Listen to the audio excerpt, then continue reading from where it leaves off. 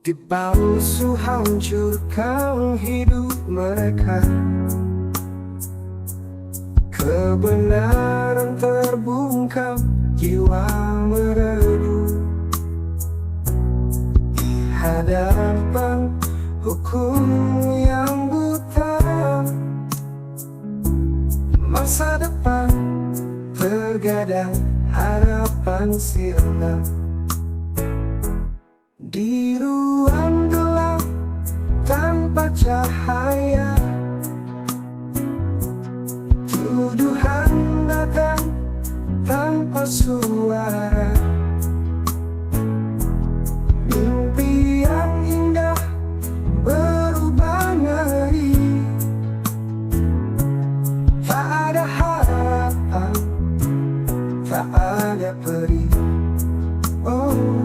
Oh, mereka salah tangkap terpidana. Keadilan lenyap di dalam dusta. Oke, jadi saya membaca berita di salah satu media online, ya. Di sini ada Kepala Divisi Pemasyarakatan Kanwil Kemenkumham Jawa Barat bernama Robianto.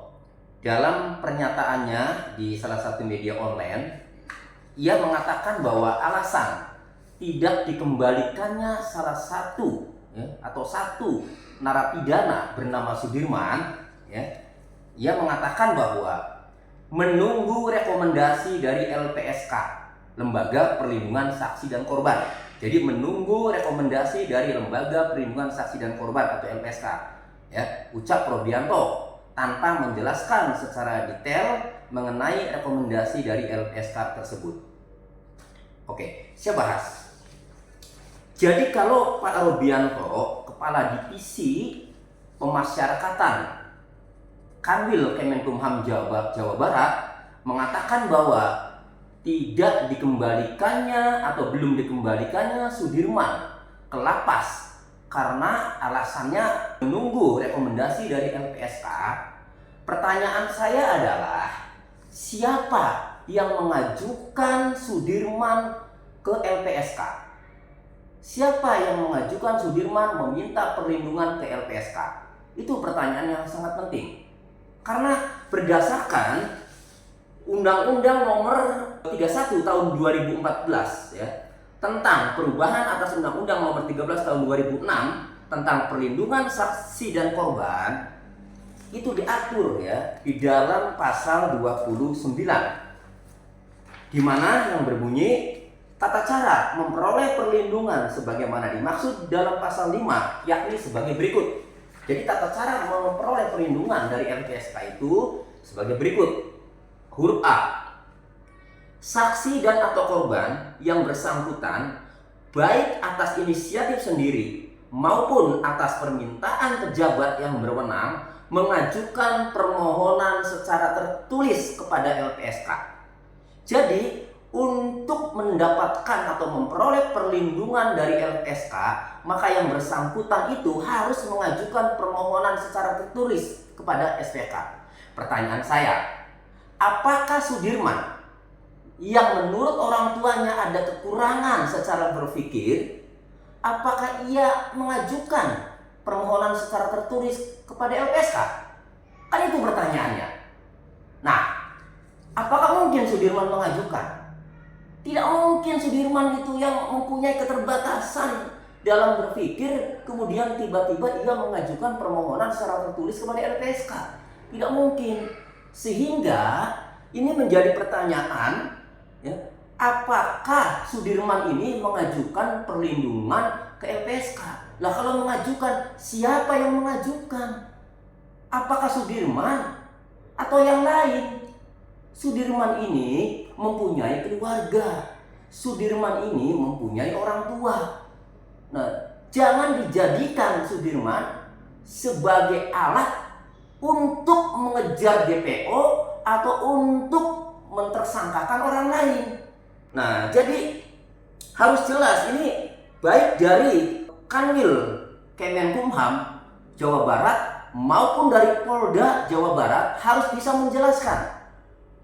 Berdasarkan pernyataan Kepala Divisi Pemasyarakatan Kanwil Kemenkumham Jawa Barat yang mengatakan bahwa belum dikembalikannya Sudirman ke lapas karena menunggu rekomendasi dari LPSK. Tolong dijawab ya dari Kanwil Kemenkumham Jawa Barat maupun Polda Jawa Barat, apakah Sudirman ini mengajukan perlindungan ke LPSK? Kemudian kalau memang mengajukan, siapa yang mengajukan? Karena di dalam pasal 29 huruf A jelas dikatakan bahwa untuk dapat memperoleh perlindungan dari LPSK, maka yang bersangkutan itu harus mengajukan permohonan secara tertulis kepada LPSK. Itu. Nah, kemudian yang kedua, ada di dalam ayat 2-nya, ayat 2 pasal 29 Undang-Undang Perlindungan Saksi dan Korban, ya, ayat 2-nya, dalam hal tertentu LPSK dapat memberikan perlindungan tanpa diajukan permohonan. LPSK tahu apa mengenai Sudirman? Kalau kemudian tanpa diajukan permohonan, LPSK dapat memberikan perlindungan kepada Sudirman. Tahu apa LPSK? Tentu pasti ada koordinasi dengan penyidik. Tentu ada permintaan. Mungkin bisa jadi oleh penyidik. Mungkin ya. Nah, lagi-lagi, hai penyidik Polda Jawa Barat, Sudirman itu punya orang tua. Sudirman itu punya pengacara, awalnya juga Ibu Titin. Saya sudah tanya kepada Ibu Titin loh. Ibu Titin, apakah Ibu tahu waktu Ibu masih jadi pengacaranya Sudirman, apakah Sudirman minta perlindungan ke LPSK? Ibu Titin menjawab, selama ia menjadi pengacaranya tidak pernah Sudirman mengajukan perlindungan kepada LPSK. Itu artinya selama Ibu Titin menjadi pengacaranya sampai ada kabar terakhir pada tanggal 24 Mei 2024, Ibu Titin pengacaranya Sudirman tidak pernah mengajukan perlindungan kepada LPSK. Nah, lalu kalau misalnya ada pengacara lain ya yang ditunjuk oleh Polda, terus kemudian tiba-tiba Sudirman mengajukan LPSK diinisiasi oleh pengacara lain yang ditunjuk oleh Polda. Nah, ini atas inisiatif siapa? Jangan menjadikan Sudirman sebagai alat bukti, sebagai senjata untuk mentersangkakan orang lain. Sudirman ini punya keluarga. Kasih kesempatan Sudirman untuk berunding bersama keluarga, untuk berunding dengan keluarga, untuk mengambil keputusan kalau dia menjadi saksi, kemudian untuk menjerat orang lain, untuk mentersangkakan orang lain, kemudian minta perlindungan ke LPSK. Punya keluarga, jadi jangan pinter-pinteran, jangan licik-licikan gitu loh. Mainnya ini penegak hukum loh, Polda Jawa Barat. Penyidik Polda Jawa Barat itu penegak hukum, digaji oleh rakyat, kerjanya harus berdasarkan aturan. Selain berdasarkan aturan juga jangan bertentangan dengan hati nurani. Karena Sudirman ini punya orang tua, janganlah dijadikan alat atau senjata untuk mentersangkakan orang lain. Kemudian Sudirman seolah-olah akan menyebut orang lain atau menyebut siapapun untuk jadi tersangka, kemudian dikondisikan agar mendapatkan perlindungan oleh LPSK. Ingat, Sudirman menurut orang tuanya itu mempunyai kekurangan. Jadi tidak mungkin seorang Sudirman mengajukan diri minta perlindungan ke LPSK. Sementara dalam pasal 29 Undang-Undang Perlindungan Saksi dan Korban, yang bersangkutanlah harus mengajukan permohonan ke LPSK. Itu ya. Nah, jadi buat Pala atau Kakanwil Kemenkumham Jawa Barat maupun Bapak Kapolda Jawa Barat harus bisa menjelaskan atas dasar apa, siapa yang mengajukan Sudirman ke LPSK, untuk apa Sudirman diajukan ke LPSK. Jangan membodohi masyarakat. Ini gara-gara pernyataan Kepala Divisi Pemasyarakatan mengatakan bahwa Sudirman belum dikembalikan karena menunggu rekomendasi dari LPSK. Mohon jelaskan siapa yang mengajukan Sudirman ke LPSK. Apakah dari pihak penyidik atau dari siapa? Karena Sudirman mempunyai keterbatasan, ya, tidak mungkin Sudirman mengajukan perlindungan ke LPSK. Itu. Nah, saya mendapatkan surat, ya. Ini surat dari Polda Jawa Barat, ya, dari Direskrim Polda Jawa Barat kepada Kepala Kantor Wilayah Kementerian Hukum dan HAM Jawa Barat, ya, di mana dikembalikannya 6 terpidana ke lapas, ya, itu karena, ya, penyidikannya telah dihentikan. Maka kami mengembalikan 6 orang terpidana ke lapas kelas 1 Cirebon atas nama Ripaldi Aditya Wardana alias Ucil, Hadi Saputra alias Bolang, Supriyanto alias Kasdul, Eka Sandi alias Tibul, ya, kemudian Jaya alias Liwon, dan Eko Ramadhani alias Kopla. Karena sudah dihentikan penyidikan perkara laporan Rudiana, nih, laporan Rudiana tanggal 31 Agustus 2016 itu yang dihentikan. Dihentikannya kenapa? Karena berdasarkan putusan pra peradilan Peggy Setiawan. Dihentikan lah itu karena ada perintah Hakim Tunggal Eman Sulaiman waktu itu akan memerintahkan penyidikan atas laporan Rudiana tanggal 31 Agustus 2016, ya, untuk menetapkan tersangka Peggy Setiawan. Itu dihentikan, maka dihentikanlah.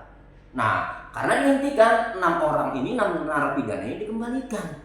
Nah, berarti tidak ada lagi penyidikan untuk mengungkap DPO ini, tidak ada lagi karena sudah dihentikan, kecuali Polda Jawa Barat, ya, membuka lagi, ya, penyelidikan, kemudian penyidikan, ya, silakan. Tetapi jelas di sini dikembalikannya karena penyidikan dihentikan berdasarkan putusan pra peradilan nomor 10/PIT.PRA 2024 PN Bandung tanggal 8 Juli 2024. Berarti kalau sudah tidak ada lagi penyidikan karena telah dihentikan, seharusnya bukan 6 narapidana saja, semuanya 7 terpidana termasuk Sudirman. Jadi kalau Sudirman belum dikembalikan, apalagi alasannya itu menunggu rekomendasi dari LPSK, kita akan kejar, ya. Kanwil Kemenkumham Jawa Barat maupun Kapolda Jawa Barat harus bisa menjelaskan kenapa Sudirman mendapatkan perlindungan oleh LPSK, siapa yang mengajukan. Sementara Sudirman kita ketahui bersama, menurut orang tuanya ada keterbatasan, ada kekurangan. Itu. Bukti palsu hancurkan hidup mereka.